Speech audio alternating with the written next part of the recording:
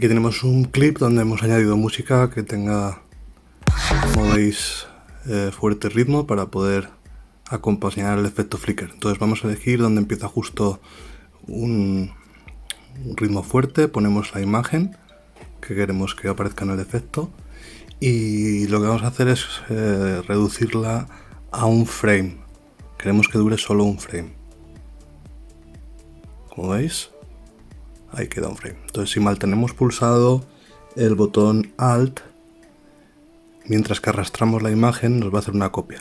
Si vamos moviendo, veremos que va de frame en frame. Entonces necesitamos dejar solo un frame entre imagen e imagen. Vamos a seguir añadiendo hasta 9. Como veis, ya tenemos las 9 imágenes separadas por un frame y de un frame cada una. Le damos al play y así queda el efecto. Muchas gracias por verme. Hasta el próximo vídeo.